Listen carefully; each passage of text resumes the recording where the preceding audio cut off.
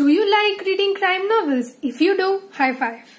Hello guys, I am Rupkatha. Welcome to my channel, and today I am going to talk about some books by the Queen of Mystery herself, Agatha Christie.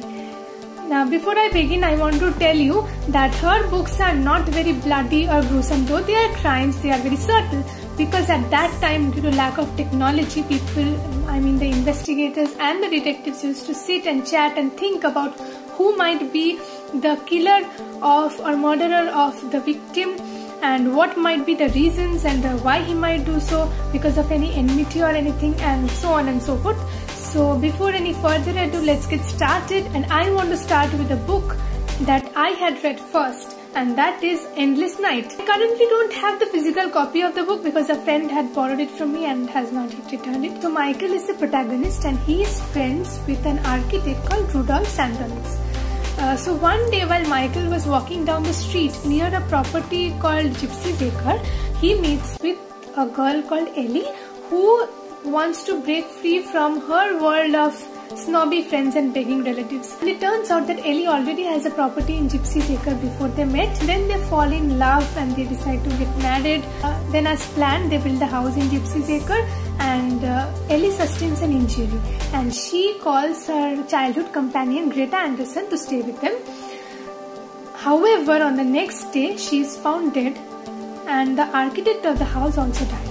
The whole mystery how she died unfolds during the last 30 pages of the book, and oh my god, I was shocked. I remember being depressed for days and days on learning the truth about her murder. So I can go on and on about this book, but I won't, since I have to move on to the next one, and that is, I guess, the most popular Agatha Christie book, and that is, of course, And Then There Were None. I am sure all of you have heard about this book if not read. It is about a gang of 10 soldiers who are brought to an island called Soldier Island, and during the passing days, one member of the gang starts dying every day, and you have to read it till the end to know who is the murderer. Now, innumerable movies and TV series have already been made on this book, and honestly, I did not enjoy this book as much as I should, because I had watched the series much before I had read the book. So if you are planning on reading it anytime soon, then please stay away from spoilers, because otherwise your experience will be spoiled just like mine was. But I have friends who find this book to be absolutely thrilling, so you can go on and read it. Third book is By the Pricking of My Thumbs. Now the title is inspired by one line of Macbeth, that is, by the pricking of my thumb, something wicked this way comes. It is a Tommy and Tuppence crime. In total, there are 5 Tommy and Tuppence crimes, and this is one of them. It is about an old couple called Tommy and Tuppence who decide to visit their Aunt Ada, who lives in an old age home. So they go and visit her, but Aunt Ada is unnecessarily rude to Tuppence, I don't know why. In the old age home, Tommy and Tuppence meet an old lady called Mrs. Lancaster who talks gibberish, and mostly she talks about strange, stupid things to Tuppence. I don't know why everything happens to Tuppence here, but anyway. And she says the most weirdest things to Tuppence, and later they find out that Aunt Ada is kind of happy with her own life in that old age home, and so they return to their houses. But next day they receive a call from the old age home that Aunt Ada has died. So they again go and visit that place. Aunt Ada had no one in the world, so Tommy and Tuppence bring her stuff to their house. Now on opening the suitcase, they find a painting, and Tuppence immediately realizes that this is Mrs. Lancaster's painting. Perhaps Mrs. Lancaster had given the painting to Aunt Ada, but Tuppence thinks that Mrs. Lancaster might want it now, and so she again goes to the old age home to return the painting to her. But on reaching there, she finds out that there is no trace of Mrs. Lancaster, and she asks everyone around about where Mrs. Lancaster might be, but no one knows. Now in the painting there is a house, and Tuppence thinks that she knows this house.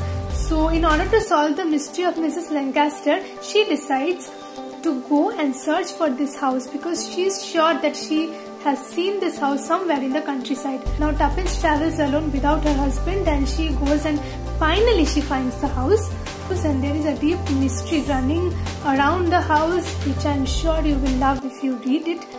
Now let's move on to the next book, and that is A Body in the Library. Guys, this is my book.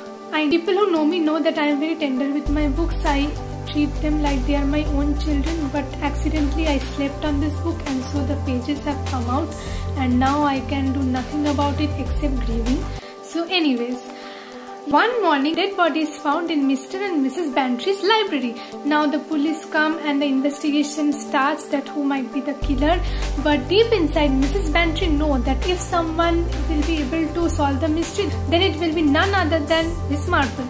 So she brings Miss Marple to their house and the investigation continues, and later it is revealed that it is the dead body of an 18-year-old girl called Ruby Kenny, who is a dancer at the Majestic Hotel in Denmouth, and the whole book is just about who might kill her and what might be the reason.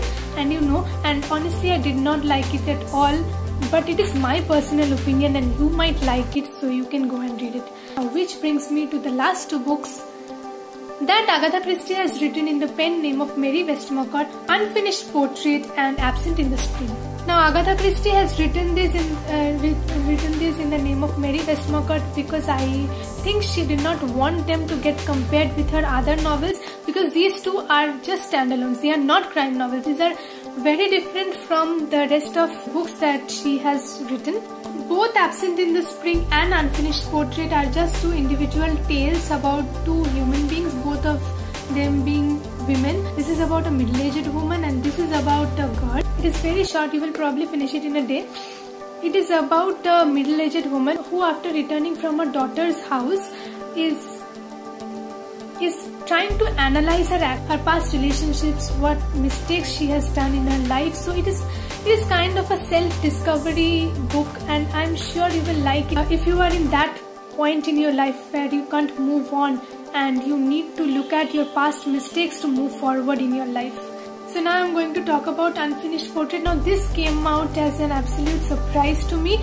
Now I did not know that Agatha Christie was capable of writing such a tale which was so much different from her other works, and people who knew Agatha Christie personally told that it is a portrait of Agatha Christie herself. It is about a girl called Celia and how her life continues from the time when she was young till the time that she is a middle-aged woman. So when you read it, you will not think of Celia as any other person. You will think that you are Celia and you are living your life the way Celia did, and I think that it is the greatest achievement that a writer can get. So if you are looking for something that will give you a lot of food for thought, then you definitely need to read this. So these are all the books that I had planned to mention to you guys, and I am successful in doing that finally.